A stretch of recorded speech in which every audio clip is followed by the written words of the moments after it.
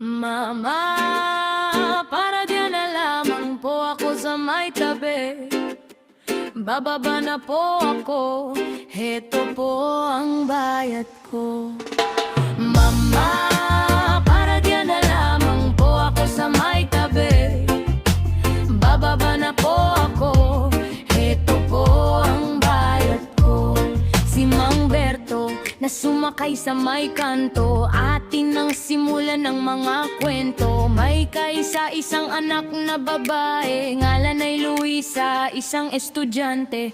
Ang pag-aaral iginagapang upang kahirapan ay matakasan. Isang gabi ng Marso, bandang alas 8, maagang umuwi ng bahay si Mang Berto. May dalang supot ng pansit at mamon, maligaya kahit sa bihirang pagkakataon. Bukas ay magtatapos na sa kursong kinuha ang kanyang pinakamamahal na si Luisa. Dapat sana'y meron na silang patutunguhan, ngunit sadyang may sumpa itong ating lipunan. Dahil natagpo ang patay sa ilalim ng tulay, pangarap ni Luisa ay inanod lang nakasabay. Mama, para dyan na lamang po ako sa may tabi.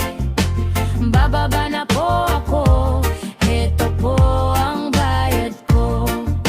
Mama, para dyan na lamang po ako sa may tabi. Bababa na po ako, heto po ang bayad ko. Pagdaan sa may Quezon Avenue, sumakay naman si Ate Marilu. 24 anyos, walang natapos, ang anak ay nasa ICU. Pagpatak ng alas 11, nakakolorete, siya'y nasa tabi at pumapara ng kotse. Kahit 2.20, kanyang papatulan, pambili ng gamot para malunasan. Kahit isang araw lang, buhay ng kanyang anak madugtungan. Bukas ng gabi naman, may ilang buwan na rin kanyang ginagawa.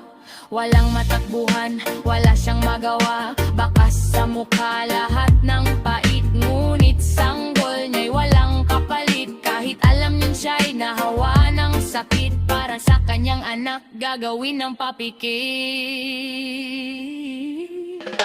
Mama, para dyan na lamang po ako sa may tabi. Bababa na po ako, heto po ang bayad ko.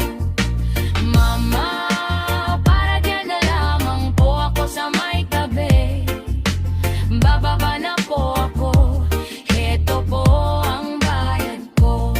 May isang batang nakasabit sa estribo, 6 na taon, ng pangalan ay Benito. Maghapon magdamag siyang nagtratrabaho, punas ng sapatos at bote dyaryo, para may makain ng 3 kapatid. 5, 4, 2 taon, isang batang paslit pa lamang ay naatang na sa kanyang balik. At responsibilidad iniwan ng amay na lipat, nang ipinasok sa kulungan ng ina, sila'y iniwan. Sinubukan niyang pigilan, ngunit siya pinagtulakan, hanggang sa nagkasakit ang bunsong kapatid. At sa isang kariton ng hiningay napatid, ngayon ay di nabatid kung ano ang siyang hatid ng bukas para kay Benito, na tila parang manhid na sa hapdi na dulot ng mga pangyayari. Sumisinghot ng rugby, bumaba sa may malati.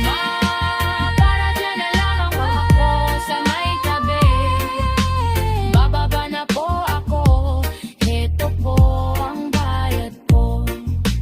Mama, para dyan na lamang po ako sa may tabi. Bababa na po ako, heto po ang bayad ko. Kahit na anumang hirap ang sa ati dumating, tumawag lang kay mamang driver, tayo'y makakarating. Kahit na anumang hirap ang sa ati dumating, tumawag lang kay mamang driver, tayo'y makakarating. Mama para